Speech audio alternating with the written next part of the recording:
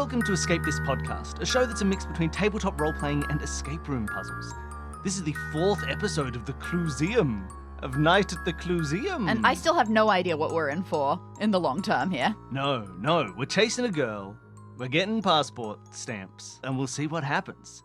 Maybe the whole museum's gonna eat us. I don't know. Look, based on the last episode, that's not impossible. Right? Each of these rooms is clearly a little bit magic. I don't even know what size we're coming out of the last room. That's true. Yeah, Oh, what God. if we come out like, oh, well, all for the I rest of didn't the account rooms, for you're this. 3 inches tall. Every episode, we have a audio escape room full of puzzles and stories and fun, and we are playing all of the escape rooms this season, pretty much, other than that first goat's room, with a guest game master for every single part of this 10-part connected arc, which is very exciting. It's the first time we've done guest game masters with one connected story. And for part 4, welcome to the show, guest game master Leia. Welcome. Hi, thanks for having me. We're very excited to have you run a room for us. We've done various other things with you, not that people have ever heard. You've playtested some of the Solve This Murders before they came out, which is very helpful for me personally. We play a lot of online Blood on the Clock Tower, which we play with a bunch of people in our Discord as well. So that's been a lot of fun. But we haven't done recorded content with you, so this will be something new for all of us. Not that you're any stranger to creating things. Like, we've seen that you've done a lot of creative work. Yes, I do a lot of creative stuff, but most of it's behind the scenes work, so this is new for me. Ooh. Well, look, we're very excited to have you on to run an episode. We have our classic questions. You're about to run us an audio escape room. This is an escape room show. What is your escape room experience? Mostly listening to your show, and Sure. I've done a handful of escape rooms. Most of the ones I've done, we had our twins with us, and they were either infants or toddlers. That's a different experience. Are they good at finding things, getting hands into the small corners? They are. And then they're good at taking the clue and hiding it behind part of the set that wasn't they're supposed just to. trying to make their own escape room inside trying the to escape play. room. Yeah, so that's most of my escape room experience. Lovely. Well, this is escape rooms mixed with a sort of tabletop role-playing style. What is your tabletop role-playing experience? Watching Harmon Quest is about the nice. extent of it, but I used to be the director of simulation, and so a lot of that involves kind of an improv type situation. You have to add more context in which you were the director for simulation. So I was the director of simulation for the School of Nursing that I worked at. It really gave me a chance to be creative and create things, and so I'd make puzzles for the students to do. In form of a simulation. So. Is this like the situation of someone gets told, all right, you've got to come in, you've got gonorrhea, and they've got to figure out how to treat you? Yeah, is this using actors? Yes. That's so cool. So some of the simulations would involve standardized patients, and then some of them would be like those big high fidelity mannequins, like the $100,000 ones that can talk and sweat and cry. What? And, yes. Okay, no, I don't know those mannequins. It's pretty cool. That's amazing. I've got to look those up. I want one. And they only talk about the fact that they're a real creature and not a mannequin. Stop treating me like a mannequin, please. I have a heart I don't want to and go soul. back into that closet. Don't put me back in the box, please. I've gonorrhea. Well, lovely. Well, that's basically tabletop role playing. Gonorrhea. It was the first one that I could picture JD from Scrubs yelling out. Well, lovely. I mean, look, that's basically what tabletop role-playing is in general, so it should be fine. We're very excited. We don't know which room. Do we want to make a guess? Oh, right. As to Get which the map out. room of the museum we're entering? Because we've got our map. Yeah, we So we're gonna speculated on see this if we can last get it week, right. but it turned out that all of the rooms were connected by hallways. So We it know didn't that matter. we've left 8. room... Oh, so we did room 4, Yeah. the brief history of human history. We went into room 8. And 5, the cafe. That's true. We've done the outside cafe. And we've gone into Miss Magpie's Models of Magnification. Yep. Room 8. We're out. And then we've scurried out through a hole. And we've got little hallways. We're very close to room 2, the whimsical world of taxidermy. Very excited. That's going to be my that's guess. coming. I think if you're talking about getting $100,000 mannequins, teaching them how to be a real boy and then throwing them into a closet, I think you also putting squirrels on display. That's true, but then also right next to us is number 7, Dr. Monk's Ward of Medical Milestones. Both of those are appropriate. We know that Leia is not Monk, so I'm assuming that'll be related to that. Okay, but the McFly Hall of Transportation isn't being run by McFly. That's true. Well, my guess is that we're going to go into Mushnick Hall of Horticulture. I'm going to hazard a guess. It's probably not being run by Mr. Mushnick and Son. You don't know. I don't know. I'm just hazarding a guess. Oh, of course, that's a reference to Little Shop of Horrors. I forgot that was their name. All right, my guess is, but we'll find out when the intro starts. That's true. But yeah, I'm very excited to find out. So I don't think there's anything else we need to cover. We got our passport ready. I think we're good to go. Leia, would you like to whisk us away? You said the Sure, yes. So you walk in your normal size into the Dr. Monk's Ward of Medical Milestones. It is Dr. Monk. Thank you to Patreon donor Monk. This exhibit is said to be like walking through time. Displays line the room. Jungle scenes, ancient China, Roman temples, progressing all the way up to the Wild West and a sleek modern hospital room. It all looks like a typical museum setup until you step forward. A bright white light engulfs you. You shield your eyes, and when you lower your hand, you're not in a museum anymore. You're in a hospital. Modern, clean, real, too real. You made it, a passing nurse says quickly, placing a clipboard in your hands. It's been a bit chaotic. There was a small issue with staffing. Our whole computer system went down, so you're going to be the charge nurse tonight, okay? Your breathing quickens. You stare down at the clipboard like it might bite. Charge nurse? You don't know anything about being a nurse, at least not beyond what you've seen on TV. It's true. And even those hospital dramas aren't exactly reliable. Plus, let's be honest, your track record of taking care of people lately, not great. It's not just Eve. 15 kids died on our watch. Eve's the last one. That's why we're so committed. That's why we really have to get her. Yeah, you have to find her. So your heart races, your mind spins, the lighting feels unnatural, the air smells like sanitizing chemicals, and then you catch a whiff of something more organic? Your senses feel invaded. Different kinds of beeping seemingly coming from every direction compete with the sound of your own heartbeat thumping in your ears. The nurse is still talking. You try to follow their words, but the room is buzzing. You shake your head, snapping yourself out of it, just in time to hear the end of their sentence. You've got 5 patients. Shift report is recorded for you in the binder. You'll want to check the crash cart too. I don't think anyone had a chance to restock it after the incident earlier. The inventory list is on your clipboard. You glance down. In your hand is your favorite pen, the one you swear always writes smoother under pressure. You click it and tuck it into your pocket next to your passport. Whatever's happening, you're here now and your shift just started. What has Eve gotten herself into in here? Of the incident? Oh, dear God. A child came through and started stabbing people. Just stabbing them left, right, and center. Good thing we had this crash cart. All right, so yeah, not only do I only know medical stuff from my own many, many short hospital stays and many, many medical TV shows, I feel like particularly nursing staff is highly underrepresented in those and all of the things that they have to do. They are. If it were pretend to be a doctor and go and try to diagnose people, I could try to do that. Actually doing the taking care of things and making sure things work, less so. I am bad at that. All right. So what I got from that at the end, by the way, is there are 5 patients, and we can look up stuff about them. Yeah. There's a binder with information about the patients. Yeah. There's a crash cart that needs restocking. Yeah. We have an inventory on our sheet. We have the inventory that we need to restock. Great. And also, there was an incident. And a weird smell. Oh, that's right, an organic smell. Uh-oh, I hope that doesn't mean decomposing. Yeah, everyone's dead. Okay, do we need look around? Do we need a map of the space? Yeah, I can give you a room overview. Yeah. So you take a breath and look around. The nurse is gone, vanished down a hallway you swear wasn't there a moment ago. You're alone, or at least it feels that way. In front of you is the nurse's station, an oval-shaped desk area with a pathway running straight through the middle. Computers sit on top, all of them eerily silent. Against the north wall stands a red crash cart, and that must be what the clipboard goes with. You turn your attention to the patient rooms. There's 5 in total. 3 on the west wall, 2 on the east. All of them are sealed behind sliding glass doors and their curtains pulled tightly closed. Ooh. And a wall-mounted hand sanitizer sits to the right of each door, and a small LED light is above each door. Makes sense. Like in a car park, so you can see which room is full or not.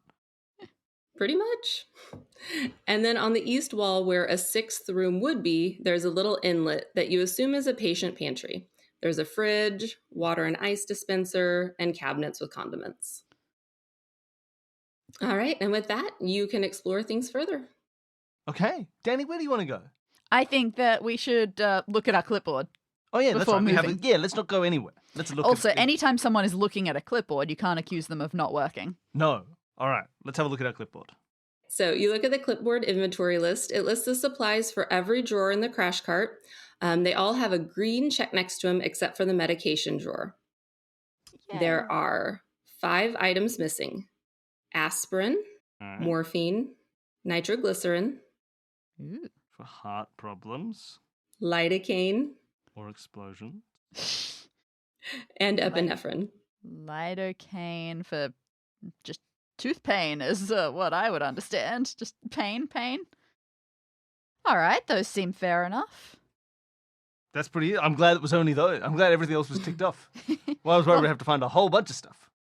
Okay. No, Aspirin, yeah, morphine, nitroglycerin. medicine names of medications I feel more comfortable with than like saying, "Oh, well, you have to refill this Gauze. Yeah, that I don't think you put gauze in the crash cart. Or maybe you couldn't did. hurt. Yeah. I feel like you got that somewhere else. I don't think that's in the important, like, oh no, we got to get in here with a crash cart. They need gauze. People can bleed during crashes. That's true. I do note there are 5 medicines and 5 patients. Oh, so Maybe we've got each 5 of them thieves. have stolen a bottle of medicine. to hide from us. Understood. I need this lidocaine. I think that we should treat them as such. Yeah. Yeah, let's make this a criminal investigation as to what exact medicine each of them has stolen. I feel that it would be due diligence to check the crash cart to see If that's true. if it actually matches up, because, you wouldn't want to make that mistake. Okay, let's go to And the also crash we get to look at the crash And we cart. get to examine the crash cart in general. Let's go to the crash cart. And it looks just like the crash cart you see in the movies. On top, you have Sorry, a defibrillator. I've written the crash cart as CC, and I'm like, oh, that's why all the medicine's on the crash cart. Because when they say, like, give me 10 cc's of morphine, they need 10 whole crash carts full of morphine. It's a lot. Sorry, go on. What do we No, see? you're fine. What's the crash cart? So you got your defibrillator on top and a purple balloon device labeled Ambu. And then there are several drawers. So you have airway, IV fluids, monitoring, and medications. Most of them are locked with a plastic breakaway tag, except for one. The tag for the medication drawer hangs broken. Who did this? Okay. No, that's okay. It What was is about an- the incident earlier. What's an ambu? I don't know. But you know what? I don't know how we're going to find out. Does it have instructions on it? Yeah, so if you want to look at the instructions, they're the ventilation device. So it's the mechanical breathing unit. Oh, okay. The The big balloon that the you bellows Mhm. for a lung. Gotcha. Yeah, the word balloon should have. Oh God, what have I done? That drawing is upsetting. That's Assisted okay. medical breathing unit? Assisted Mechanical manual breathing. breathing unit. Mechanical. Nice. All right. Well, this all seems to be as in order as we hope. Yeah, that gives us the same info that we already have. That there's stuff missing in the medication thing. I'm assuming if we open up the med drawer, Yes, there's if you open up 5 the things med missing. drawer, yep, the ones that are missing coincide with the ones missing on your list. If we roll the crash cart away, is there something that was underneath it? Nope. All right, lovely. Is there just to get a better picture in my head? How much does it look like we're thinking of? Is it like a Oh, bottle yeah. or a vial? Like a vial, yes. Okay. So it looks like the vial size compartments are missing. Gotcha. Okay.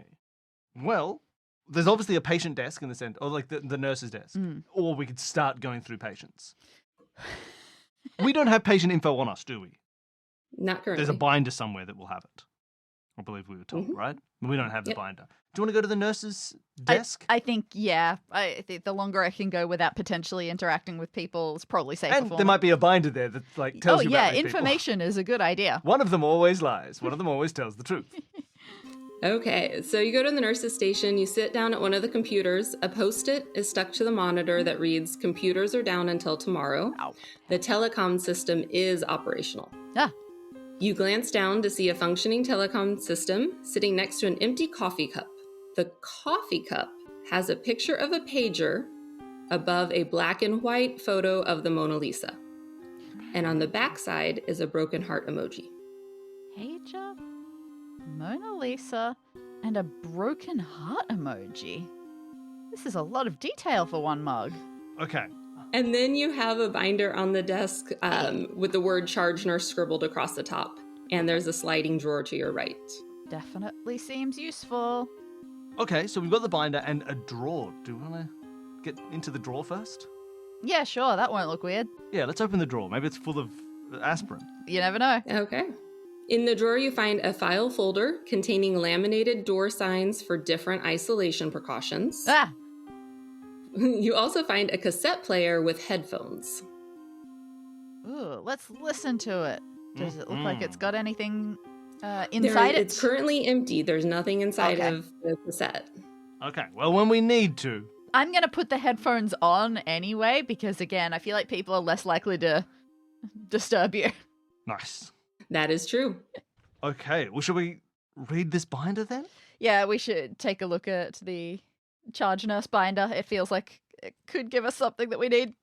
So you open the binder and find a cassette tape labeled shift report. So yay, great. something's going easy. And a list of 5 patients. And then on the inside flap of the binder are conversion tools, like pounds to kilograms, Oh, Celsius to nice. Fahrenheit, and an infusion pump guide. Yeah, definitely going to need that. You've never used an infusion pump before? I'm not even sure if I have or not. It helps you infuse. Find out. Ooh, this is Okay, pretty- so we've got the guide. People at home, you can see this infusion pump guide. We could listen to the cassette, but why don't we have a look at this guide first? We've got it open. Would you like to read out some guide details, Danny? I will. So at the start, we just got some text. Infusion pump tips. Channels program fluid rate. 1 fluid per channel. Always check compatibility before combining tubing to a Y site. Incompatible solutions cannot contact each other prior to reaching the vein. All right, so what I'm getting from this is you need to put medication into a patient via a tube, but there are certain things that you can't just add everything into the one thing. There's got to be ways of making sure that they can go together without Is a exploding. Y site something where you would have like 2 inputs that then get mixed into one output to make I- a Y? Would believe Yes. that. Awesome. So so it's like we have one thing coming in, and then they come out together as one mixed solution. So that's the Y site.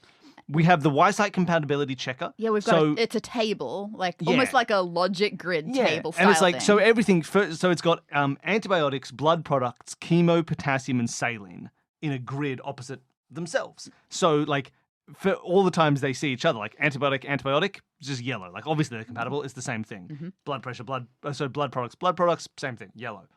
But there are some that are green, so they're compatible, and there are some that are red, so they're not compatible. Yeah, so for instance, saline we've got there, it's fine. It's compatible with Saline everything. is It's just compatible great. with everything. Antibiotics, however, are only compatible with saline. Yeah, you don't want to mix that with stuff. Blood products Also are the same. saline. Whereas chemo can mix with potassium and potassium with chemo.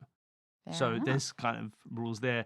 And then there's this picture. What do you make of this diagram in the bottom corner? Yeah, it's called a triple lumen central line. TLC, tender loving center line. Ah, and it must be a special device because it says that it allows incompatible medications to be infused at the same time.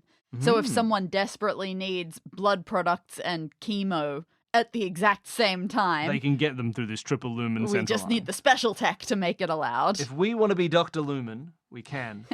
And it's basically like a circle separated into 3 sections. One has a star, one has a pentagon, and one has a triangle. Interesting. Okay, interesting. That gives us help when we have something to infuse. As of now, Yes. we ain't got nothing to infuse. Yep. So, shall we listen to this cassette? I think that would be a great I idea. think it's a great idea. Let's take that cassette and stick it into our cassette player. All right, and so this is going to be the audio clip of a shift report. I also have a transcript in case anyone is not an auditory processor. Also, it saves you on scribbling down all the stuff. Lovely. let's do a shift report. Let's do it. You've got 5 patients today. Everyone's stable for now. It's been a bit of a chaotic night, especially with the computers going down. We've been having to do everything old school, but lucky for you, I put a cheat sheet of all the common conversions and some drug information you'll need here in this binder. Nice. Okay, room 1, necrotic puncture wound, severe pain and delirium, likely exposure to toxins. Lab work is still pending. Room 2, the patient reports waking around 5:30 every morning with back pain. Kidneys are showing signs of acute kidney injury and metabolic imbalance. Okay, makes sense with back pain. Next one, room 3. Patient presented with injuries consistent with blunt force trauma, fractured ribs, contusions, laceration across the abdomen. Says he was fighting for his life. Let's see, room 4, he's complaining of fatigue and difficulty breathing. He told me, it's like I'm drowning, but I ain't touched a drop. I don't think living in the mountains agrees with me. Okay. Then lastly, there's room 5, admitted for newly diagnosed cancer. He is getting a blood transfusion right now, as well as starting his chemo. And he also has some heavy-duty IV antibiotics due later. These all go through his triple lumen central line. Unfortunately, the chemo will weaken his immune system, so he's on neutropenic precautions. I've already set the proper PPE outside his room, but if you could put the precaution sign on his room, that would be super helpful. And that's all I've got for you. Have a good shift. I'm going home to get some sleep. Okay. Fair enough. Oh. Hello? Who is it? So you take out the headphones and the sound continues. You look up and you see that room 5's light is flashing. Oh no, I don't like no. that. So what do we know about room 5? Room 5. That was the important Cancer? one. Getting a blood transfusion right now, as well as starting his chemo. He has some heavy-duty IV antibiotics due later. These all go through his triple lumen center line. Okay, he's got weak immune system, so neutropenic precautions, PPE, but also if we could find a sign, that would be helpful. Okay.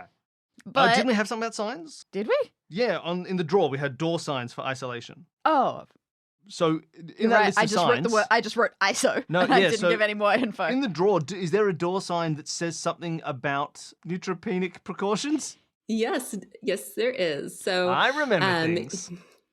So you rummage the drawer, you find out the neutropenic precaution sign, and do you want to go ahead and place it on the door? I think it's a great idea Yeah. because I also think we should put He's on in- some of that PPE. He's in the and- room pressing his button, Hell getting yeah. this, and we're like, oh, sorry, I got to put a sign up, please. I mean, Hold yeah, on. I think that we should shuffle quickly as we do all this. Yeah. Okay, so the sign says hand hygiene, mask, gown, and gloves required before entering. No fresh flowers, plants, or unwashed produce, and do not enter if you're sick. So you see the wall-mounted PPE dispenser. It's got the yellow mesh gowns, the gloves, the mask. You put all that on. Oh, it's uncomfortably stuffy in this outfit. You Wait. feel a little bit smothered. We don't put the gloves on. We have to. We Sanitize our hands Oh, first. Yes, good call. You sanitize and then put on the gloves. All right, we're not getting it. Yeah, if we hadn't done that, it would have been like, you walk in, the patient dies. God damn it! That's a choose your own adventure element. All right. Can we head in? Yes, so you step into room 5 and close the door. It looks like your standard hospital room. The patient is lying comfortably in bed. The call button lays next to him. He's got his headphones on. Looks like he's working on a crossword. At his bedside, an infusion pump hums steadily as it infuses into a triple lumen central line. On the bedside table next to the pump is a medication administration record. I do a quick check. Any fresh flowers around here? Anything? There's no contraband. He's sitting there with a big bowl of fruit. Okay. So why was the light flashing? Was that was that call button? Was this a? Yeah, we say. Did you do this on purpose? We look at him and say, "You rang." And he looks up from his crossword and gives you a friendly wave and says, "Yeah, I was just wondering if I could have some juice." Probably not. I think that was on our list of things that are bad. That's produce. You don't have scurvy. You don't deserve juice. He says he'll take anything. He's just really thirsty. Okay, well, first I'm going to have a look at your... Have this saline. I'm going to have a look at your medical record. Don't drink the saline. Let's have a look at this medical record. Yeah, In case okay, it says well. cannot have juice. Yeah, absolutely. And say, yep, most likely. Let me just check to make sure that everything's okay. And we'll get you something as soon as we can. Okay. I am sending you the medication administration record. Nice. Take a look. It's already there. The problem will be, as someone who's on my own all there'll drug be is treatment, there'll grapefruit. be only grapefruit Oh, juice. We'll have to be man. like, no, not for you.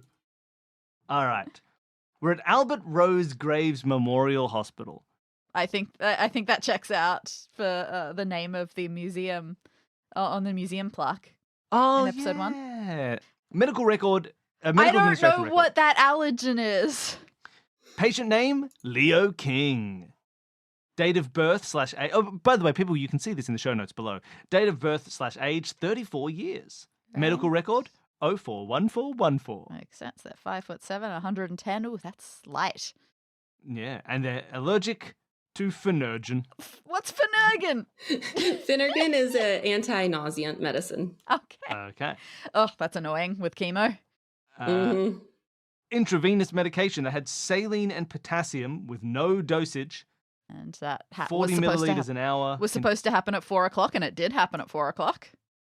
Nice. Mhm. Oh, signed by Eve. Oh, Mhm. no. EVE. And then there was some chemo, which 50 milligrams, 10 milligrams an hour. was meant to happen at 7 p.m., but instead it happened at 7:30. Oh, come on, Running EVE. behind. Red blood cells. 4 units, 75 mils per unit. Mm. Infused within 4 hours. Blood product protocol. Scheduled for 1900. Started at 1930. Okay. And then an antibiotic. 5 milligrams per kilogram. Check bag is the infusion rate. Yep. And then we have to keep refrigerated until use. And it's scheduled for 2100. What time is it now? Do we know? It is 1945, so it's not quite time for the new medicine. Phew. But That's all right. Okay. but you don't want to forget it, so put them all in your pocket just in case you need it later. Good point. Lovely. All right. Well, it doesn't look like we need to do anything right now with this person, do we? Everything seems okay. I don't think I can see anything that says don't have juice. Nope, he's allowed to have juice. Great. Let's go get some juice. All right. We go to the kitchenette. So you take off all your PPE, you do your hand hygiene, you go to the kitchenette. It's a simple enough That's setup. You look in the fridge expecting to see juice and pudding, and you do, but you also find lots of IV bags of fluids, all different types. In the same fridge? Okay. So what juice are you going to take them? Apple seems Apple. safe, right? All right. Let's hope he likes apple. Yeah, that's fine. He said anything was fine. He said anything was fine. It's all good. All right. So you grab the apple juice, put back on your PPE, do your hand hygiene, go into the room, give him his juice, ask him if he needs anything. He's like, no, that's all. Cool. All right. We got fruit juice. Given. Done. Ticked. We know that there's All right. bags In, of stuff in the out, fridge. everything. Perhaps that antibiotic. Do a quick peek under his bed to see if there are any medicine bottles under there. Oh, yeah. Nope, there's nothing that you see. Okay.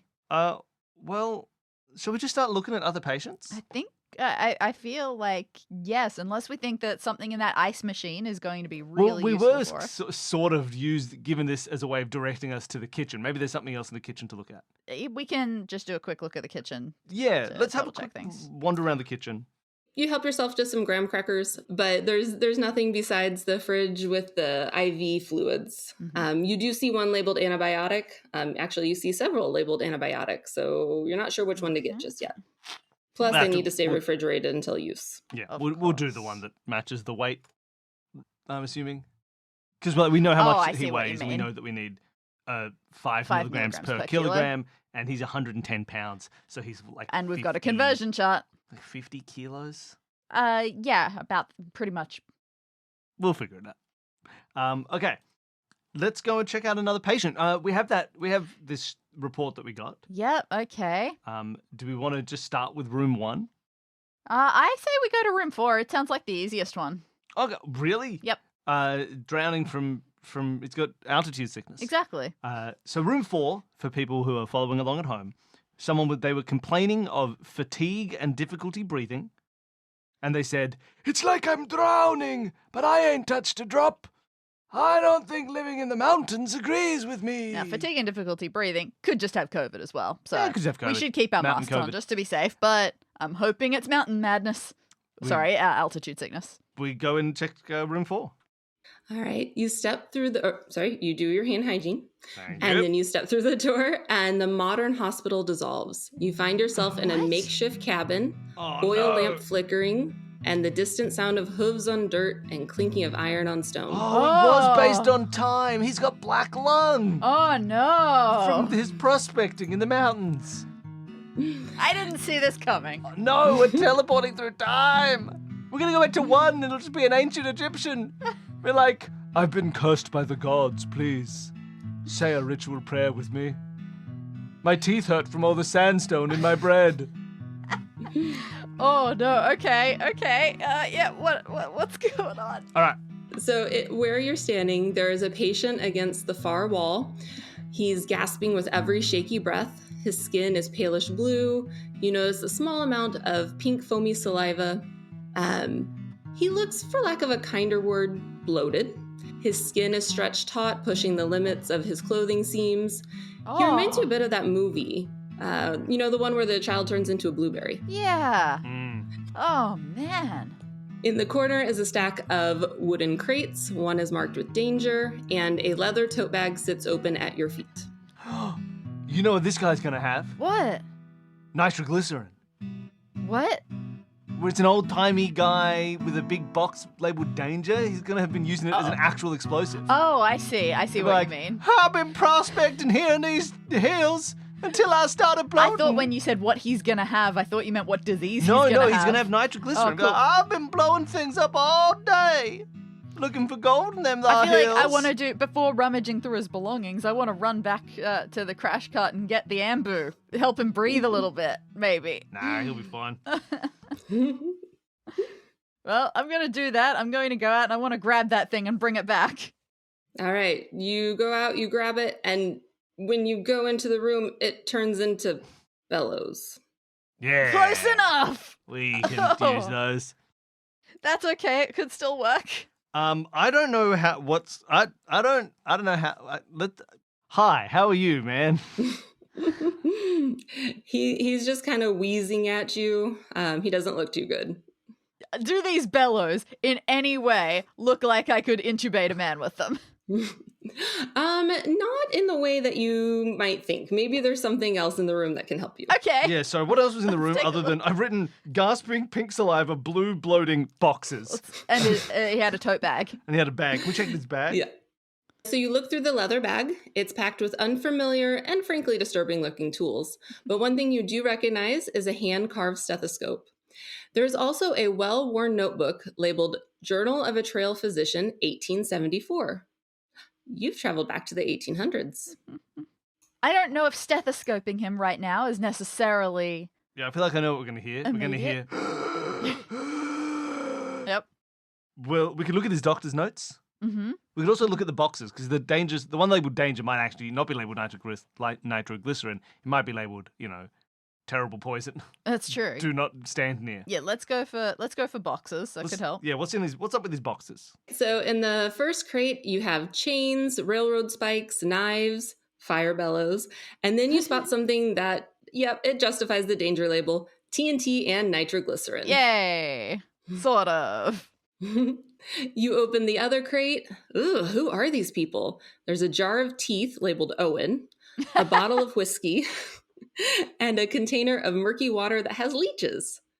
There's also a hodgepodge of hand-blown glass vials. You hope they might be medications, but the filing system seems unclear. Well, this guy is bloated. I think that means he's got too much blood. Yeah, probably. Well, should we check his doctor notes? They'll probably Okay. have hopefully have the symptoms and how to 1800s deal with them. Okay. So, the handwritten guide provides detailed instructions on how to treat various illnesses. While fascinating, it's too much to read right now, but you do notice that a page seems to have been referenced more than the others, so you turn to it. Nice. I'm All right. sending you the image now. Okay, for people at home, you'll be able to see this image yourself. But we have a beautiful trail. Oh, so many Journal. lungs. All right, what does it say? Shall I try and read this left side? Yes, please.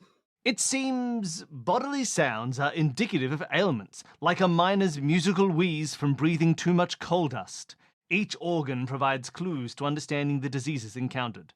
I will compile the combinations and illnesses in this journal. And then on the right-hand page, we've got like an assessment reference for the different bodily sounds. So like normal lungs, there's a picture of some lungs with just a big puff of air coming out of them. But constricted lungs, it's Sounds got musical notes musical. coming out. So like the whistling, a miner's musical wheeze. That's fun. Infection sounds like a seal. And fluid excess sounds like fire. Yeah. Oh, no. Okay. So we could listen to the lungs and we could figure out whether they seem normal, musical, barky, or burning to Yeah. find out what's going on with those. We've also got under that some pictures of stomachs and the different sounds that Yes. stomachs might be making. Normal sounds like a Bubbly bubbling cauldron. Yeah, sure. Constricted, there's no sound at all. Terrifying. And And infection if it's sounds like infection- wind It chimes. sounds like wind chimes. I don't Really? think I've this is never how had an medicine infected works. stomach. And then you listen to the heart for 6 seconds, and there's like beat patterns, it seems. So if it goes bum bum, bum bum, bum bum, bum bum, bum bum, bum, that's normal. Yeah. If it goes bum bum bum bum bum bum bum bum bum bum bum bum bum bum bum ba ba ba ba, that's fluid deficit. Yeah. If it goes bum bum bum bum bum bum, that's constricted. That's how I interpret this. Fluid excess is going bum bum bum ba- bum bum, bum bum bum bum, bum bum ba- bum ba- bum ba- bum bum bum, like that. Yep. Poisoned, oh my gosh, is bum bum Bum. bum bum Bum. bum bum.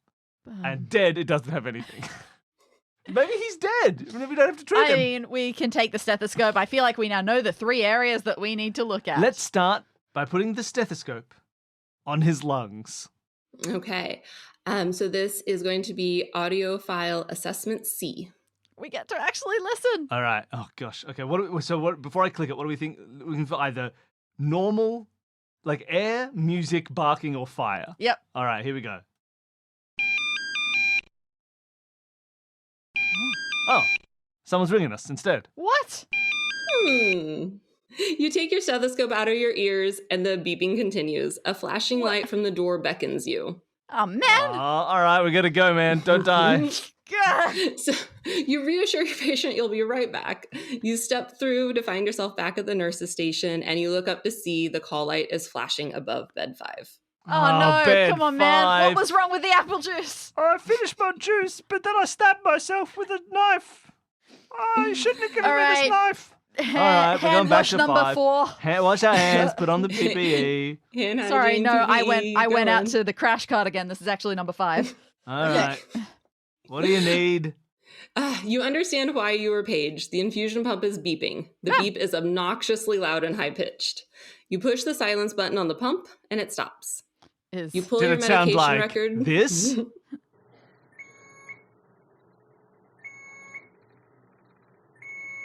Man, that is annoying. Yeah. I feel like I'm in hospital. I'm attached to machines that get beeps a lot, and you just learn to tune them out. Except for the one time that it seemed to apparently start malfunctioning. That was upsetting. Okay, his diffusion pump is beeping. Okay, what Yep. does this mean? Yeah, you silence it. It comes back to life 10 seconds later. So, oh my goodness, that is obnoxious. So out of frustration, you power it down. Ooh. That's better. Now you can think. So the time is now 2100 or close enough to it that they can get their medication. Okay. All right. We say, we should have checked the time first. Now we're going to leave. Okay, bye. We're going to have to put on new PPE and wash our hands again. Okay. Before I do that, is there still, would he still be getting, they'd still be getting red blood cells? Or chemo, 10 milligrams per hour, 50 milligrams? Take a peek at his infusion pump. So for people following along, as we go, what I'm expecting to see here, like He chemo. wasn't out of all of his No, substances so that he chemo needed. had 50 milligrams, but was getting it 10 milligrams per hour. So if it's 2100, it's only been 2.5 hours. 2.5 hours. Wait, no, one and a half 1.5 hours. hours. So should still have 35 milligrams left, and would be getting it concurrently with the antibiotic that we're about to give him. Same with the red blood cells. It's a 4-hour infusion rate. So from Still- 7:30 should still be going. It's only 1.5 hours in, so there should be plenty left. So that's what we're hoping to see, and that's probably why we need the triple moon infusing. Yeah, the TLC. All right. So I've sent you an image of what his pump looks like, and Oh boy. there are plenty left in all of those bags, and they are infusing, or they were infusing till you turned off the pump, but Yeah. they look so, like they need to continue infusing when you're done with all of this. Yeah, yes. goodness. Okay, so back to that picture so we can describe what we're seeing. There Yes. are 3 bags. They are all clearly labeled. There's saline plus potassium in one of the bags, Mhm. chemo and blood, B positive by the looks of it. And they go down, they go into the machine, and then their cables come out again into the triple-y pump Yes. device that has those 3 The symbols, symbols of the the star, the triangle, the pentagon, pentagon, the star. So the chemo, 1 milligram per milliliter, and so therefore would need 10 milliliters per hour or whatever it is. Was Uh, that the chemo or the blood? that's the chemo. 10 milligrams per sorry, yep. hour, so therefore 10 milliliters per hour. That is going into section A on this triple converted thing and coming out into the triangle. Yes. The saline and potassium is going in at B, coming out into To the the star. star, and the blood is going in at C and coming out into the pentagon. Now, here's my thought. Saline potassium can mix with anything. Yeah. It doesn't matter. Yeah. So I think we're going to need to replace the star that is saline potassium with the antibiotics because the antibiotics cannot mix with anything else other than saline. So they need to go through the triple lumen central line. I see what you mean. So, like, because this would be the same channel that the saline went in, we can replace it with an antibiotic and it won't need, like, a full replacement and shut down everything. But I also mean we still need to be giving this person all 3 of the things they are currently getting, right? If we put antibiotics on a separate... Oh, so you're saying that we can take the saline out and just give that to him in a separate drip? Separately, because it doesn't matter. But if we put the antibiotics separately, it would not be compatible with the other stuff they're receiving unless it's part of this triple lumen central line, which allows incompatible medications to be used at the same time. So I think there's something about that. Yes, and you can connect, just to clarify, the Ys that are there, those are your Y sites. So you can connect any tubing to any other tubing's Y site. Oh, okay. Y site compatibility. So we could connect, say, the antibiotics through with the same Y site that the saline is going into. So we could put saline and antibiotics into the blue one, into the blue tube, into the diamond. The blue Y. You could if it was just a saline bag. Oh, there's also right, potassium. Damn. All right. Well, we should find the correct antibiotic, right? Let's do that first. That's the first thing we need to do. Is we need to get the thing we need to add. So let's go back to the fridge. Have a look at our conversion chart. But really, I think we can just work that out. 110 pounds is definitely pretty close to 50 kilos. Yeah, is there... What bags do we... If there's only one near 50 kilos, we'll just grab that. Well, I don't think there'll be a 50-kilo bag. Oh, well, they seem to be separate in different bags. But, okay, well, let's have a look. What? You have 2 options. So you take off your PPE, you go to the fridge, and you have 2 different bags of antibiotic. One's big, one's small, and I have sent the image to you. For people at home, you can also see these, but... Oh, there's either a 500 milligrams per 250 mils, or 250 milligrams per 100 mils. Okay. So how many milligrams did we need, first of all? Yeah, okay, then let's figure that out. We know these roughly 50 kilograms, but that wasn't... We probably should work out exactly what it is. So what's the exact... Does the conversion Your math chart... was spot on. Nice. Oh, it is 50 then? Great. It helps when that is approximately how much you have weighed for okay, the so 10 years. we need, if it's 50 kilograms, it's 5 milligrams per kilogram, so it's 250 milligrams. Great. So we need 250 milligrams. All right. Which maybe means we want the 250 milligrams per 100 mils, because then we can just put in 100 mils, and that's very easy to do. Seems straightforward. Great. And fuse over 30 minutes. Done. So you grab the bag. The IV pump tubing is taped to the back, so you don't have to go on another scavenger hunt.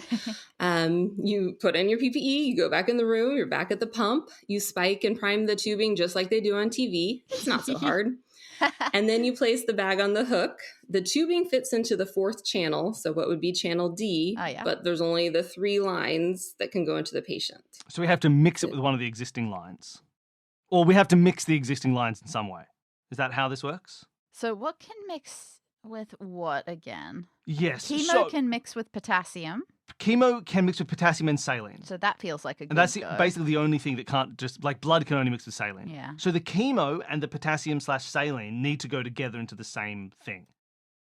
Right? Yep, that feels like the one that we can move around. Okay. So does that mean we can also put the chemo into section B so it mixes inside that and comes out? So you're going to put it into the Y site, but yes. So you disconnect the chemo from the patient and hook it into the Y site of the saline potassium. Nice. And now you have an open line that you can hook your antibiotic into. Amazing. Excellent. Done. So you've got it hooked up and it's not infusing. Oh yeah, you turned off the pump. Oh yeah, we need to pump it. And this is the part I'd ask you if you wanted to do a little math or lots of math, but you kind of already did the math at the beginning. But what rate in milliliters per hour are you going to infuse your antibiotics? Well, it needs to be refrigerated to infuse over 30 minutes, and it's 100 mils, so we would want 200 mils per hour. Makes sense. Yep, you got it. You program the pump for 200 mils an hour. All the other fluids go. Luckily, the rates were saved, so those are all good. Amazing. And now you ask your patient if they need anything else, anything at all, so you don't have to come back in here. Yep. And they say, nope, they're good. So you can take off your PPE and head back to room 4. He had headphones on while he was doing his crossword, didn't he? I turned them up just in case the machine starts beeping again. Yeah, but we're done. There you go. We're done so much that I'm closing his medical administration record. I'm closing the infusion pump guide. I'm closing the fridge antibiotics. I'm closing the infusion pump. And I'm back to looking at this miner's lungs. All right. Okay, I think we're done with that idiot. And yet, I can't use my handy-dandy pen to tick off any medications yet. He didn't have them. Oh, yeah, we'll just quickly ask if he has any aspirin. He just needed He might just have some treatment. in his pocket. He probably does, but he denies it. All right. Okay, done with that. All right. Let's so go- now you're back. Go back to the Wild West. Yeah, let's go back to the miner. That's fun. And finally, let's try to stethoscope this guy's lungs. All right. So lungs, you're going to want to listen to the audio clip for assessment lungs. Okay, so back to where we were. We're either hearing wind, music, a seal's bark, or fire. Great. All right, here we Hope go. it's fire. I want to know what that sounds like. It sounds like fire. Is that fire? It's crackling. That's crackling fire. Okay. Wow. Okay, so lungs, crackling fire, and therefore is a fluid excess. Yep, makes sense. Swallow this leech. That'll get it to your lungs. We'll get there soon. Fluid excess. Let's listen to their intestines, their stomach. All right. So this would be audio assessment for intestines. Yay. All right. It's either going to sound like a bubbling cauldron, nothing at all, or wind chimes. Ugh. I mean, it doesn't sound like any wind chimes I've ever heard. Yeah, that sounds like That bubbling. That's normal. It's pretty loud bubbling, but I've never listened to a stomach through a stethoscope. That sounds about the same amount of noise that my stomach makes without a stethoscope. So I think it's probably fine. Okay. And then we got to try and listen to the heartbeat. Oh, this is going to be yours. You understand music Okay. a bit better than I do. Let's give it a try. We're going to listen for 6 seconds, but let's give it a try. I'm going to click it, Danny, and then I'm going to try and go straight back to the image so we can see if we can line it up. Okay. Or maybe, I don't know. We'll see. Let's give it a crack. That's 3. That's the fluid excess. We're dancing. What a cool heartbeat. Jealous. All right. That's fluid excess. Yep. We got extra evidence. He's full of liquid. All right. How are we going to pierce this out of him? Well, yeah, is there anything in the doctor's notes now that we're looking specifically for treatment of fluid Yes. excess? Now that you have specific findings that you're looking for, there is a treatment page for something called chronic mountain sickness. And I have sent an image of the treatment page. It was mountain madness. Danny, would you like to read this? If people can see this in the show notes, would you like to have a read? Chronic mountain sickness. The thin air in the mountains can make the body produce too much blood. Too much blood overwhelms the heart, causing a backup into the lungs. It is imperative to decrease blood volume and push fluid from the lungs. To treat the heart, let out the blood. Place a ring of 5 leeches around the neck. Leave in place for 1 week. Alternatively, lance jugular space and drain approximately 6 ounces. Treat lungs. Push out fluid. Insert the stem of the bellows gently into the rectum. Add dried tobacco to chamber and light. Pump once every 6 seconds until color returns. Color returns. The color didn't go anywhere. Oh, so bloodletting or the leeches? 1800s. Okay. Well, let's do the bloodletting first. Which one do you want to do? Look, we don't have a week. So, So we're going to Lance's jugular? yeah. Oh yeah, this feels safe. I don't know where we get the tools for this. I feel better with the leeches. But the bag had weird tools, didn't it? Or was that including the stethoscope? Either option would be fine. It's whatever you would prefer to do. Dan, we don't have a week. What do you mean we don't have a week? Once we save Eve, all these people disappear. We have to cure them before we go.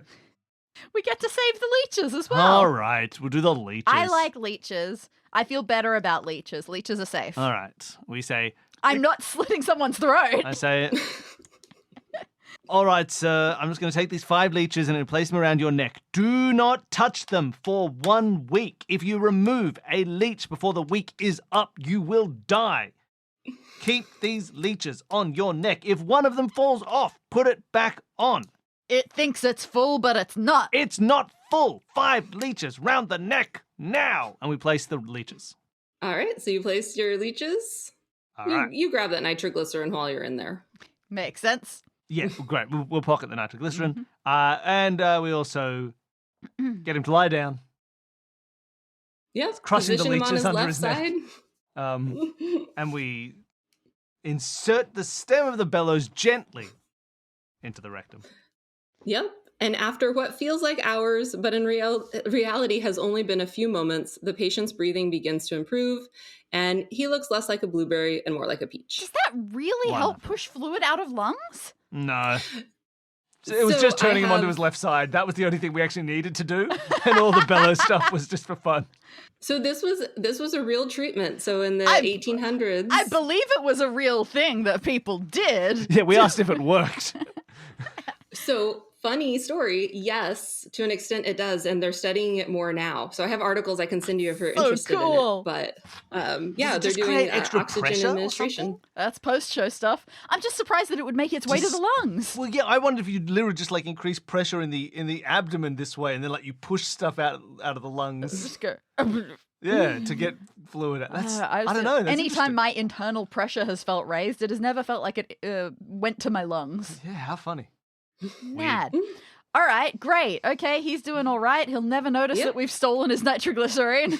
Exactly. I mean, he was using it for explosions anyway. So you exit the room, you do your hand hygiene, and now you've got boy, your do we. nitroglycerin to put in the crash cart. We do so. With our beautiful All right. pen.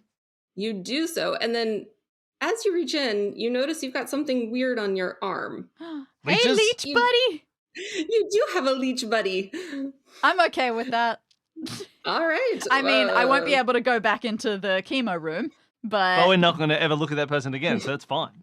You put him in a little specimen jar. oh, but he's hungry. Or you can continue feeding him, I suppose. I have heard that when it comes to leeches, you can take them off, but you can also just let them do their thing. And if it's one, it's probably not going to do any harm, and it'll Have fall you been off. leeched very often? How many What? times have you had leeches I've on never you? had a leech. You've never had a leech No. on you? I've had leeches So on me. everything about what I know is theoretical here. You don't notice, like it's not like you're sitting there No, like, they oh no, numb like, you. like, yeah, you don't notice they're there. You have to visually see them and be like, oh, I've got leeches on me. Yeah, leeches, I might be starting to get a little bit concerned, but one leech, I swear I have heard, just let it do its thing, and it'll drop off when it's done. being And we gross do little still use idiots. them in modern day. Yeah, I was wondering because, it's not quite the same thing, but one of our patients is necrotic somewhere. So, we'll need that leech then. bug treatment, not opposed. I mean, that would be more maggot treatment, wouldn't it? Yeah, you do that as well, don't you? You can treat people with maggots. You can be like, we're just going to drop some maggots on this wound. They'll eat it up. Don't even worry about it. I mean, who knows what decade we're going to go to or century for that person. Maggot time. Let's go to necrosis patient. That's that patient number 1. Yeah, patient number 1. Necrotic puncture wound, This severe is pain much and delirium. more exciting now that we know that time travel is happening. Likely exposed to toxins. Lab work is still pending, even though it was put in 2,000 years ago. Yeah. Okay. I would like. Let's go to room number 1. All right. So hand hygiene, go into room number 1. You find yourself in a dark space. It takes a moment for your eyes to adjust. So you rely on your other senses. The air is hot. It sticks to your skin like a wet blanket. In the distance, you hear the chirps and calls of birds and insects and monkeys. Your eyes finally adjust, and you can see you're in a small round shelter built from palm leaves and bent wood. Welcome to the jungle. On one side, a man lies on a woven mat on the ground, his legs stretched out in front of him, his chest rises and falls rapidly, his face is twisted in anguish. Nearby him are a pile of small leather pouches. In the rafters above, several bundles of leaves are strung up drying. Ooh.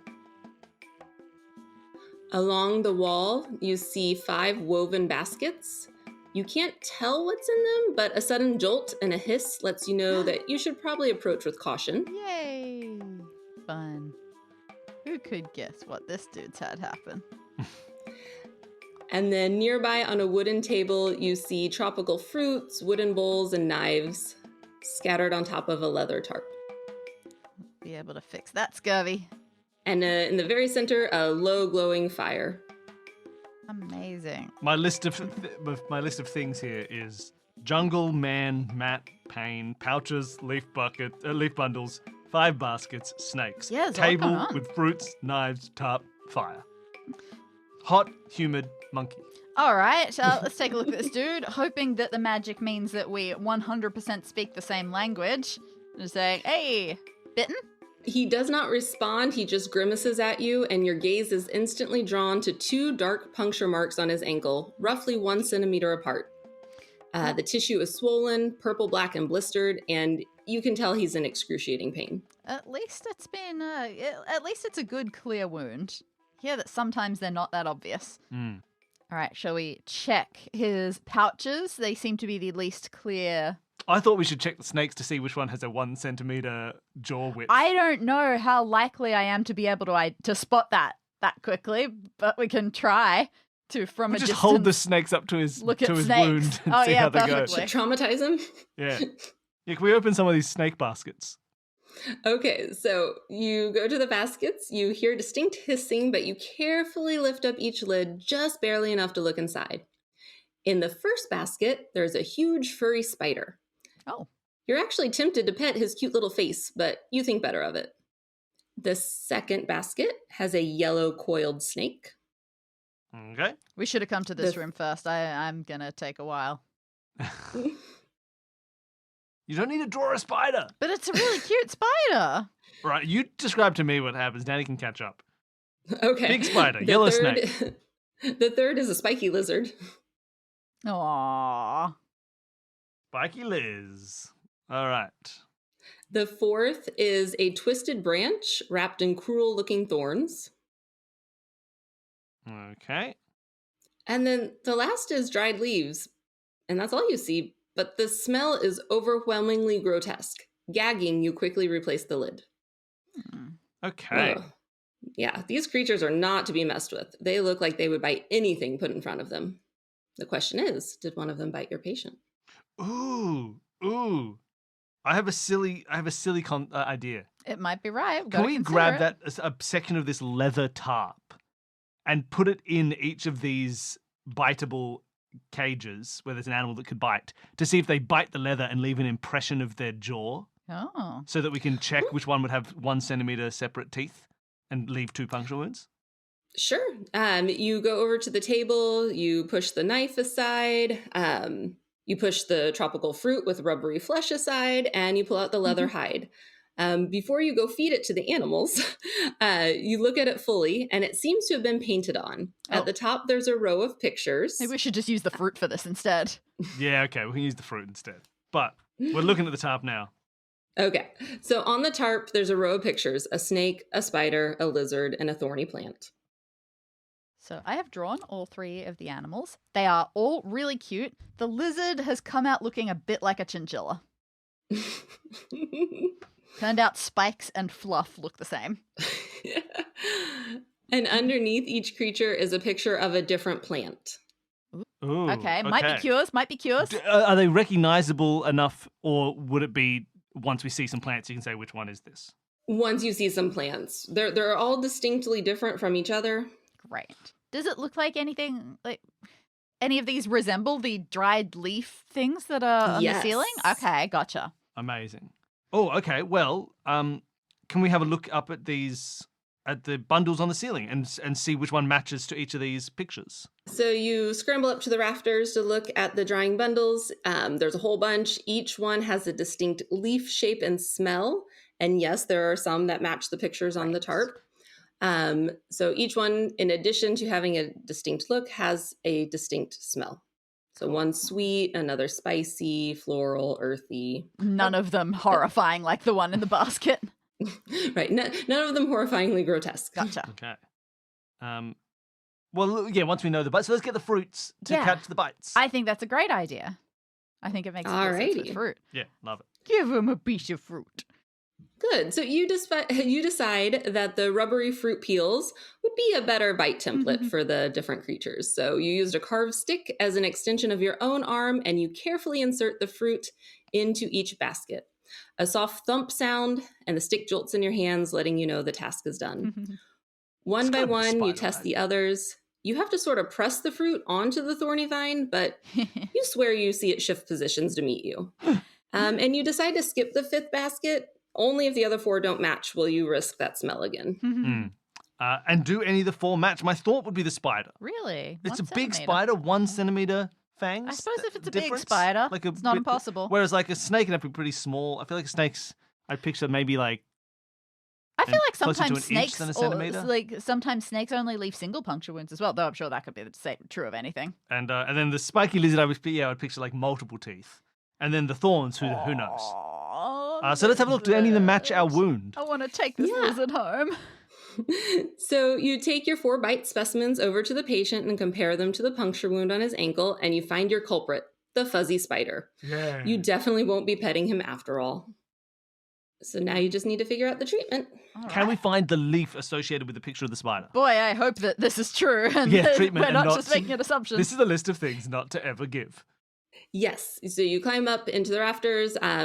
After cross-matching the spider to the leaf, you find it. It doesn't look like it's completely dry yet. So you think better before you take them down. What do they smell like? That particular one smells fruity. Okay, so we still haven't looked at the leather pouches, right? No, we've not looked at the leather pouches. They'll probably match the dried leaves by smell, but not by shape. So we need to get the shape of the leaves at the top, but they're not dry yet. The dried ones will smell the same, I think. I think that could be fair. Can we have a look in these pouches? And if they are powder, can we get the one that smells fruity? Yes. Each leather pouch is completely uniform. They look the same, except they do smell different. Yeah. And yes, you find one that smells just like the plants in the rafters. Okay. Does this powdered plant happen to smell like I don't know what the source of lidocaine is? Oh yeah, is there also any lidocaine in here? Maybe. So as you pick up the correct smelling satchel, Healer busts into the hut and without a word snatches the satchel from your hand. What? With her back to you, she hovers over the fire, making something. After a few moments, she finishes, and in her hand, you can see a drinking vessel with a steaming liquid. She gently guides the injured man to drink it. He takes a long swig and rests his head back down. Next, the healer walks over to the baskets and reaches inside the one with the awful smell. And she pulls out several white, wiggling maggots. Right, we need those maggots. Put them in a jar. She scatters them on the necrotic tissue around his puncture wound, and I guess you celebrate. Definitely. I assumed you were going to stifle a gag, but I guess you're celebrating. We know I'm what's so going happy. on. You got to put maggots on dead flesh. Look, I do agree. There is very much the instinctive, you see a maggot when you're not expecting it, and it is one of the worst feelings in the world, which is cool. But when you want them to be there and you are expecting it, it's okay.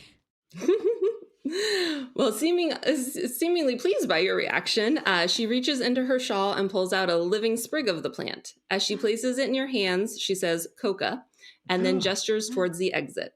So you take the plant, you And turn as we and leave, step it out of the turns hut. into morphine. Cool.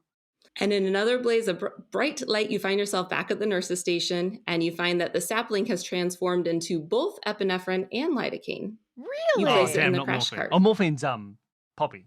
Yeah. I Not always coke. forget what exactly is what. Both lidocaine and epinephrine. Amazing. Thank you. Hell Thank yeah. you, healing lady. We didn't need to be there. That guy was getting treatment already. Yeah, she knew what she was doing. Okay. So we still need morphine, we still need aspirin, and we still have 2 patients to treat. One of them, by my... One of them had been beaten. I mean, the other had kidney problems. Yeah, okay. And the other one was beaten up. He said fighting for his life. What do you reckon that means? I think it means he's been to war. No, I think there's got to be some funnier thing. I'm afraid. I think that one is the one who's most likely. That one we're most likely to end up in a position where if there was a battle, there's nothing we can do about it, and he's just going to die. Yeah. I'd rather not end on that note, so let's see them next. Okay, let's go to the person who has contusions and lacerations and ribs. All right. So hand hygiene, you step into room 3, and you find yourself standing in an ancient Roman bathhouse. Only it doesn't look old, it looks pristine. Straight ahead of you is a familiar archway of an aqueduct, and beneath the archway, there's a fountain shaped like a lion's head. You're so enamored with the surroundings, you are startled to hear a groan behind you. You whip around. Against the column slumps a gladiator. His torso is bare, smeared with sand, sweat, and blood, and a deep, ragged wound is visible beneath his rib. Yikes. Clearly, this man is fresh from the arena. Behind him, built into the walls between the columns, stands an open medical shelving unit. All right. What sort of stuff do we have at our disposal in Rome? A lot. Have you ever seen people comparing ancient Roman surgical kits and modern doctors' surgical kits? I've seen things about tools, but Well, I mean, yeah, I am thinking of the tools, but they do it for surgical tools as well. And so, like, they'll just show, like, here is a Roman, like, set of scalpels, and they look just like a modern set of... Here's, like, a Roman, like, forceps, and they just had and they just look like so much of our surgical great, tools. minus Just like, the yeah, anesthetic. They had them back then, too, in very similar shapes. I find it really interesting. I assume all of that plus lots and lots of alcohol. Yeah, probably. All right, well, that's good to know. Yeah, let's just go to the medical shelf. And find some gauze. Yeah, we need a crash cart full of gauze. All right. You go over to the medical shelf. The top shelf contains dressing supplies like wool, moss, clay wrap strips, woven flax, linens. The next shelf has jars of myrrh and honey and oils, containers of powders. And then on the bottom shelf are a series of tools. You spot a slender bronze syringe-like tool Ooh. with tiny marks placed equidistant increments up to 30. And then there are some measuring devices, rulers, pliers, and some terrifying looking instruments with sharp twisty bits. There is also a papyrus chart translating weights into dressing types. And I'm going to send you an image for that now. And then lastly, there's a nearby diagram that shows the general treatment of a wound. First, a silver powder is poured on. Next, a tool squirts water into the wound until it's about to spill out. And then material is placed into the wound. And then lastly, a square with a B icon is placed on top of the wound. My instinct was going to be, you don't have much at your disposal and you got a big wound. Pour either salt water or alcohol on it, whatever you've got at your disposal. Smear honey around the edges and bandage it up. But it seems like I've got the order wrong there, but that's okay. We have so people at home, you can see this in the show notes, but we have a dressing guide. But it's all written in Latin, so it's going to take us a while. Mesure, fill. It says so measure, fill, and then cover. So that's like, gives us, those are the columns, right? So it's like, here's a measure of liquid, then, or a measure of something, then like what to fill it with and then what to cover it with. Yeah, I think that makes sense. which I'm slightly confused about, but that's So okay. I assume it means like stuff the wound with wool and then cover it with leaf compress. Yeah. That sort of thing. Fill it with myrrh, cover it with clay, fill it with moss, Stuffing cover a it with wound linen, full of stuff sounds fill terrifying. it with but charcoal, cover it with silk. what can you etc. do? Can we have a look? I mean, what's the measure, right? Less than 20. Yeah, so 20 to liquid 30. Is that the equals size of weight the wound? equals amount. Or the weight of... I Yeah, don't I'm know. very confused. Maybe we should check out this guy's wound. Yeah, a bit more. maybe we'll get some info if we look. It helps knowing the guy's wound before. Let's examine the patient. We say, hello, Mr. Gladiator. Salve. Salve, Gladiator. He smiles a pained smile at you. His wound, look, it's not spurting, there's no arteries hit, but it runs deep. It's more like a hollow cavern than a slice, and dark blood seeps steadily out of it, pooling beneath him. Hey, we had a bunch of measuring devices, but for this dressing guide, Dan, what is the measure do you think it is? It could be like how much blood is being lost. Yeah. Or thereabouts. But like, how much? And liquid equals weight equals amount. I don't quite understand either. What do you want to look at? I don't know where to start right now. Did the syringe have stuff on it? Or in it. In it, sorry. Yeah, is the syringe full? It is not. It is currently empty. Okay. Okay. And we haven't seen, do we see a liquid? Oh, it's just with water, right? We have an aqueduct full of water. Oh, yeah, We good have a point. fountain full of water. We yeah, have we're at water. the bath. So it's the powder, that image we saw, silver powder, then filling it with water, then placing a material, then a honey square? Yeah. Do you think that we can just start treating him and start pouring powder? No, and not at flushing with all. water? I have no idea how we start the treatment. Ugh. Like, clearly, the thing that we put Well, the this cover is- on and the thing that we fill stuff with Yeah, but this is based on a measurement that I don't know. But this so is we can't just specifically start, about the can we? dressing part of it, which I assumed was more about the covering step of it than the putting powder in it. But maybe I'm wrong. Like, if you say, let's start, I say, okay, with what and what? All right, Silver powder? We don't have silver powder. Do we not? They're not powdery sorts of things on that. You do. Let's You've take got containers of powder. You're looking for silver. You find silver. Oh, okay, Right. cool. All right, we do. I didn't get it as my notes. All right, so I guess we fill his wound full of silver. Yeah, so you select the silver powder and apply it, and the wound sizzles a little bit, but the bleeding stops. Yeah, silver is magic when it comes to. Oh, so do you treating think this stuff. measure is how much water we can get in there? Oh, maybe that would make sense. And then that'll affect the dressing guide. I think that's fair. Okay, wonderful. All right, awesome. Okay, I'm on board. Can we take the syringe, fill it all the way full to 30, I suppose, with water some from the water fountain, coming straight out of the lion. and then That's how it works, pour it right? in and see if we need to, if that fills the wound. So you can take the syringe and go over to the fountain. You look at the aqueduct. The fountain is dry, but it looks as though it's intended to flow from the lion's mouth into the stone basin. You look closer at the archway tiles, impressive craftsmanship laid into the architecture. Rows of tiles each marked with a symbol, but some tiles look slightly offset. You touch one to readjust it, and to your surprise, it slides. Oh, Oh, okay. boy, For people okay. at home, you can have a look at this aqueduct lion puzzle. We've got a bunch of tokens all at the top. A trident, a sickle, a sun, a flame, a flower, a staff of Asclepius, and a moon. And the staff of Asclepius, for people who are not up to date on their various staffs, is the medical symbol with a single snake. Okay, so we've also got this writing down the bottom. Saturn's sickle shapes the celestial show. That's a show, right? Yep. Yep, cool. Neptune's trident rules the sea below. Volcano makes the Earth's heart glow. Diana, oh, that'll be the moon, guards the dark unseen. Yeah, The Artemis is healing fine. staff stands between. Apollo ascends in golden sheen. Cool. All right, so how do we know how to place these things? Is that literally just the order? We got 3 squares above them, Mm-hmm.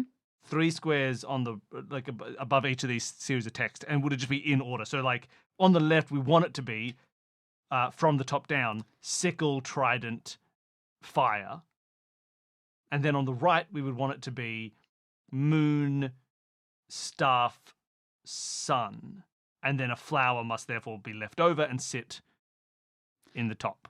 Could be worth a try. Now, looking at how they're set up, it's It's like a slide puzzle. Yeah. So like the only one that could currently go down into the sickle trident volcano section is the sickle, Yeah. which would be annoying because then it would be at the bottom rather than the top. We could put we could also put the staff of Asclepius down if we needed to. We can definitely, like, you could slide everything down on the right for the moment, move the fire down, and then move enough stuff over to the right that the fire now has room to go. Yeah. Yes, you're right. So say if we on the right I understand Yeah. now. This is I want to do this, but it's hard for audio. for audio. So what we would do is the three symbols on the right we can just drop down into the column. Yep. Doesn't matter their order. Yep. We just blip, blip, blip, put them all away. And then there's a space as well. We can put the fire down into one square, so it's just sitting in the top of the arc. And then we can take all of the three other guys who are on the left, slide them all the way over to the right to free up all the space we need to take that fire, put it back up and down into the bottom, marking it in the correct place as volcano makes the Earth's heart glow. Mm-hmm. And then Neptune's trident. Neptune would be the next in order, and it's in the right place. We Yeah. drop Neptune in, we drop the sickle in, Yeah, and we those have are good. from the bottom up, fire, trident, sickle. We are done. And then on the right, we bring everything up, put it all off, and it'll all work that way as well. Happy slide puzzle. Yay! So yay, you do all that. The last tile slides into place and a gurgling can be heard coming from within the wall. Water begins to flow freely from the lion's mouth, collecting in the basin. Dare All you right. try a sip? We take. Oh no, I don't want to drink this water. I don't want to I just want contaminate to this squirt it water. into a man. All right, let's get 30. With my leech mouth, I don't want to contaminate this water. Let's get 30 units of water. Okay, so you go get the syringe, and just as you lean in, a tile from above crashes onto your head. Ouch! What? You look down at the shattered mess on the floor, and you notice something unexpected. A beautiful pressed poppy flower was nestled in the broken tile. Amazing. That'll get us that morphine that we need. Amazing. Oh, and then we need willow for the aspirin, right? I don't remember. I Is think that aspirin's right? made from salicylic acid, which comes from willow trees. Amazing. But we've got the poppy now. We stick it behind our ear. Yes, you stick it behind your ear. I mean, why not have a little souvenir from today's adventure? Exactly. It's been working out so far. All right. So, we've got you have water now in your syringe. 30 cc's of it. We got or whatever they 30, measured in back then. Sure. units, and we just start filling the wound to see how much water we All can right. get in there. So you put in the full 30 and it still isn't filled up to the top. All That right. must not have been enough. Great. We're Let's going get another back. 30. We're getting another and 30. Slowly Okay. keep filling. So you go get another 30, you keep filling, and you push about halfway of the second syringe, and now you see that the wound is filled to the brim. All right. Okay, So it's like so it's 45. about 45 waters. Which sounds puts like us we in need moss some moss and territory. linen. So then, yeah, we put some moss and then cover it with linen, and then put So some you honey on select top. the roll of moss. Yep. And the moss looks more like fluffy dried seaweed, but you measure out 45 of it and you push it into the wound. Yeah, that's Great. my least favorite part. And then, do we And need now- to do we need to dip the linen in honey before we put it on top? Because it was like a square with a bee on it, right? Was the final image. Oh, I see. So do we cover the linen in honey, and then put honey dipped linen on top of the wound? Will that Yep, work? You can do that Beautiful. if you want. Let's do it. All right. So you If it coat doesn't your work, linen we already got square- the poppy. We can go home. Exactly, right? Just abandon him. So you coat the linen square in honey and press it firmly over the dressing. The gladiator places their hand over the dressing and smiles at you. To your surprise, he stands up and walks out of the bathhouse. Oh, Where on earth could he be going? You follow him. And as soon as you step beyond the threshold, you're whisked back to the nurse's oh station. man. Ah, I know, you kind of hoped to explore more of ancient Rome. Oh well, at least you have your souvenir. This must be how And you ghosts reach behind feel. your... So sadly, your flower is no longer behind your ear, and instead you have a syringe of morphine. Amazing. Tick tick. All right, let's go to the willow Kidney man. kidney man. I don't know why I'm assuming man, but kidney man. Let's go to kidney room 2, final room. All right, final room. You stand in a dimly lit wooden room. Beautiful painted murals decorate the walls. From the writing, you can tell you are in China. At the center of the room is your patient. They appear to be asleep. Their breathing is shallow. At their feet is a small rectangular flower bed, and nearly identical small altars stand on either side. As you continue to scan the room, you notice a small kitchen area where a teapot simmers over an open flame, and there's a pile of wood and an axe nearby to keep feeding it. And in the corner, an ornate clock stands quietly. Wooden room, murals, china, sleeping, flower bed, altars, kitchen, tea, wood axe, ornate clock. What time is it according to this What clock? time How is close it? is it to 5:30? Which is when the patient reports waking up with their Yes, pain. yeah, the original thing for people following along. The patient reports waking up around 5:30 every morning with back pain. Kidneys are showing signs of acute kidney injury and metabolic imbalance. So you approach the clock. Its circular face is divided into 12 bright wedges. Each wedge is labeled with a different organ, and instead of 12 numbers, there are 24, and there are not 2 hands, just one. And I am sending you an image. Okay. I'm not going to know how close it is to 5:30 from this clock. No. Okay, so we've got a clock. 12 sections.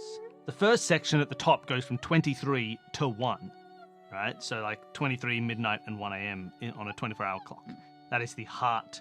Then there is the small intestine from 1 to 3, the bladder from 3 to 5, kidney from 5 to 7. Ooh, I see. So we think that this clock represents something, like a time that matches to a body part that's having a problem. I guess. And so far that matches. 5:30 every morning Would is be kidney time. matched to kidney. Then pericardium, then triple burner, then gallbladder, then liver, then lung, then large intestine, then stomach, then spleen. What a wild theory this is. Well, apparently it's true. Okay, it's kidney time. It is kidney time. We expected that. I suppose we've just got to keep checking stuff out. Well, actually, I suppose right now it's heart time because the Well, hand that yeah. points up at midnight. That's true. Well, do you think we should just keep looking around at stuff to get our bearings a 100%. bit? Let's keep looking around at stuff to get some bearings. Okay. Patient? Yeah, let's look at the patient. Your patient is, she is resting peacefully. Okay. Sleeping patient. What's up with this flower bed? Yeah. It contains no plants, only fine dark soil. Oh. Written on the box, you see some things, and the altars are identical, except one is white and one has a black pentagram. And it looks like they have pressure sensors in the Ooh, middle. Okay. Think we're trying to make some balancing happen? Maybe. With what? Dirt? I don't know. They each had pentagrams on them? Yep, so I've sent you an image for the flower box. All right, for people at home, you can see these. Yeah, there's just a white pentagram and a black pentagram on either side. And it says on this dirt box, Control and nourish through elements as balance grows for steeped contents. you know what a steeped content is to me? Tea? Tea. Okay. Can we have a look at this kitchen and the tea? The only thing of note is that the teapot has a very interesting design on it. All right, for people playing along, you can see this teapot. Oh, okay. We got the classic symbol of Chinese elements. So Chinese classical elements have 5 instead of a Western 4. They are from the top and going around: wood, fire, earth, metal, and water. There's sort of like I don't fully know how to interpret this originally, but I've seen this thing before where there's like an arrow between them all. So like wood goes to fire, fire goes to earth, earth goes to metal, metal goes to water, water goes to wood in a circle. But within that circle, wood also has an arrow pointing to earth, Yes. which then points to water, which points to fire, which points to metal, which points to wood. So like by skipping 2, there's like an internal pentagram Yeah. as you jump around.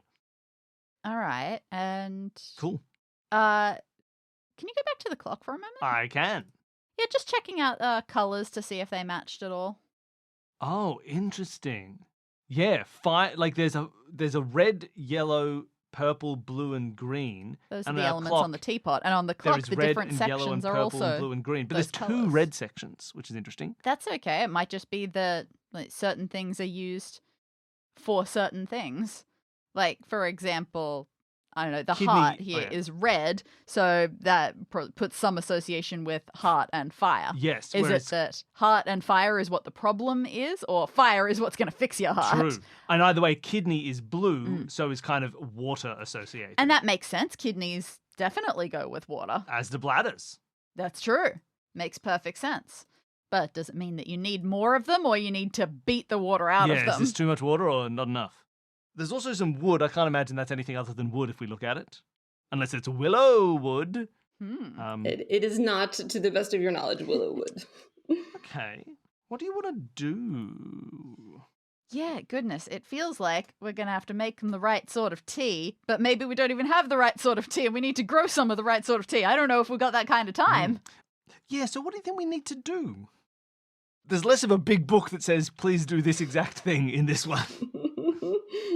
Can we go back to the flower altar for a second? Because this feels like the most oblique sort of thing. Control and nourish through elements as balance grows for steeped contents. So we clearly need to get the elements in some way and do something with them.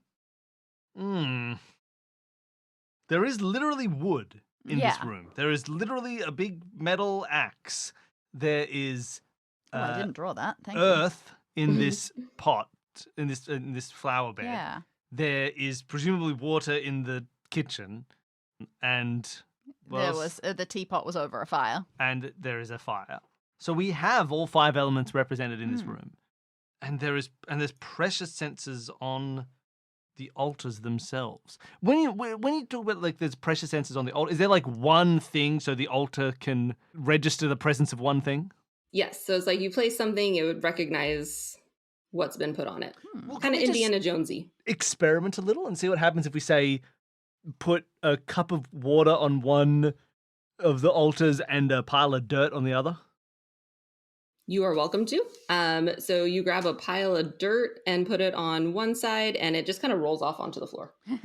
Okay, It seems like you might need a little bit more guidance. sure, great. What else have we seen? I mean, we could just wake up the person. Yeah, let's wake him up. Let's give him a kick. Right in the kidneys. All right, sure. You kick them, and they look, and they're like, "Oh, what time is it?" And they kind of glance towards the clock. We say, it's 1:30.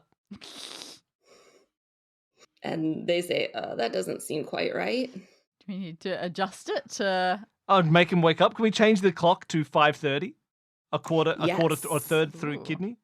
Or quarter So through kidney. you move the single hand on the clock to 5:30, the time that the patient has been waking up, and the clock changes. Oh, And you will have a new image. Okay, Oh. it's a magic clock. should have expected that. Okay, having moved. Ooh, okay. Here we go. The kidney section has been reft from the clock. The numbers have disappeared and the hand has exploded. And now there's a message around the clock. You can see this in the show notes yourself. At the top, it says in white text, Elements are nourished by what comes before, and then in the underneath in black text, whereas control lies not around but across the star. okay, which implies maybe that, like, okay, kidney is blue, Yeah. right? So what comes before is that circle around the outside. Elements are nourished by what comes before. So on the teapot, water is nourished by metal, which Okay. comes before it in that outer circle of Yep. white, which isn't even marked in white on this Yeah, teapot. you're right.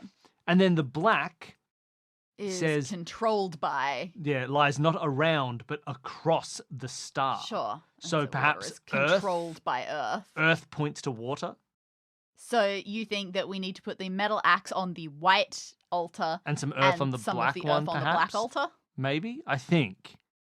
Would it work if we put the metal on the white altar and the pile of dirt on the black one? Only one way to find out. You grab the axe, and the metal blade falls off. That was convenient. Nice. You place the blade on the white altar for nourish. And then what did you want to put on the black Some altar? earth, some dirt. All right, you take a handful of earth from the flower box and place it on the black altar. And miraculously, a beautiful garden of flowers grow. Well, Nice. it starts beautiful, like dandelions, but then you get some rhubarb, ginger, and cordyceps mushrooms. Oh! That's a curious one. Okay. Well, we've had a share of gut issues throughout things, and I feel like ginger is the solution to everything. Hmm. But do we need more information about that? No, the flower bed has provided you all you need to take care of this patient. Ooh. Well, it's given us. Can we take all of these, mix them together, I put them in a see. teapot, and make that tea? Right, I don't trust magic enough. Yeah, because as balance grows for steeped contents. Yeah, that makes sense. All right, so you collect all of these plants and you brew the tea for the patient.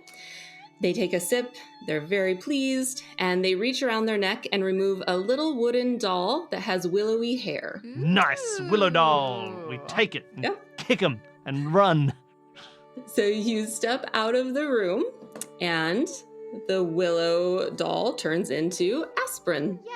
I've made You made aspirin before? Cool. in Have you really? university, That's yeah, so cool. from salicylic acid. Nice. Great. That's all of our components, right? We can go and bottle them up appropriately and put them in a trash cart. Yes, a crash cart. All right. So you go and you put it in the crash cart. That's all of them. You check off the final med from your checklist. Done, you say out loud to whoever might be listening. You pull out your passport, looking around to see if there's a place to stamp it. And you hear a familiar sound. Of course. You look up, and once again, room 5 is flashing. All right, I take my leech off. All right. And then you take off your leech. You set him down in a container. You'll come back for him. Yeah. Once again, you put on your PPE and enter the room. But as you enter, something feels off. Your patient, who's normally cheery, working on his crossword, is now grimacing, clutching at his chest. Oh, He no. looks pale and sweaty. Quickly, you rush to his side. My heart, he gasps. It feels like it's being crushed. Oh, that's no good. We give him some nitroglycerin. Uh, It's good for your heart. I think we should just bring the whole crash cart. We'll in, bring the maybe. whole crash Does cart. this feel like a crash? Or do Does we this deep feel it? like a crash? Yeah, better safe than sorry, right? Go grab that crash cart. I pressed do. the emergency call button a few more times. It just calls to- us, Danny. It just calls us. Oh, God. Let's go grab the crash cart. Yep. Maybe just go defib. There's got to be instructions on here. Nah, just wing it.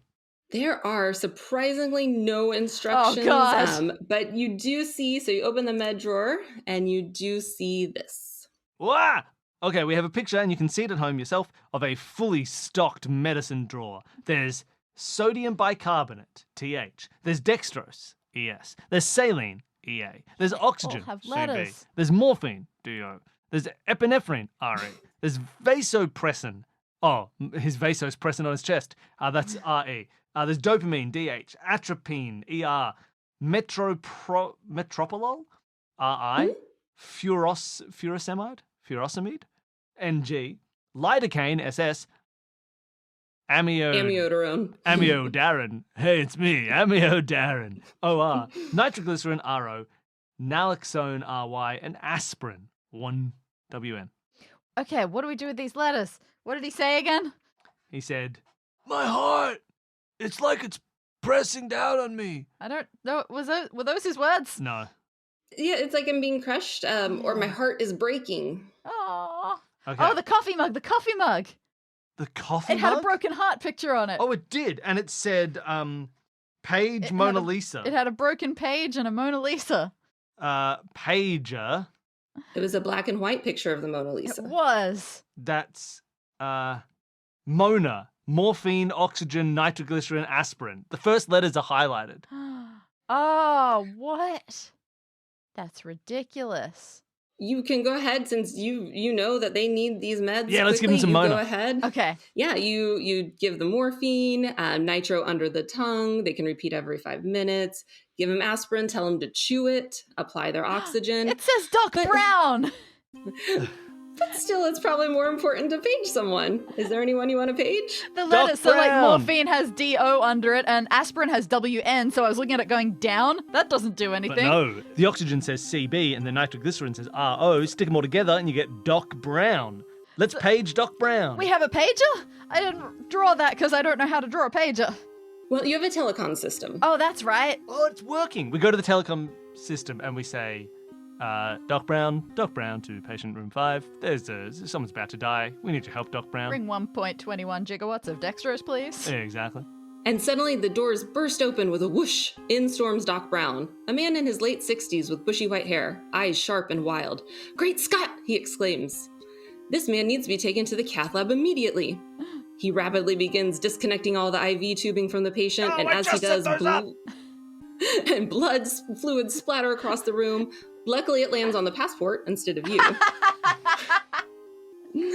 Step aside. I'll take care of him. You can go get cleaned up. And with that, he ushers you out of the doors and the modern hospital dissolves. My leech! My leech!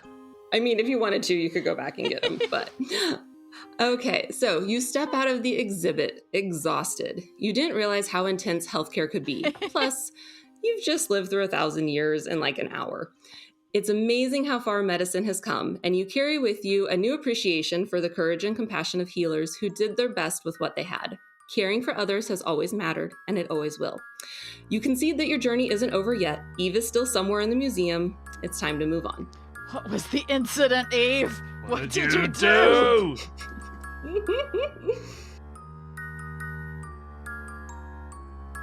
Thanks for listening to Escape This podcast. Stay tuned for next week's episode where we discuss the escape room we just did with the guest we just had.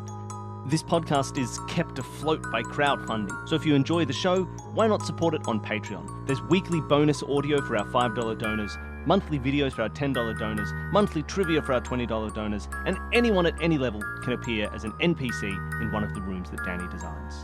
And thanks again for listening.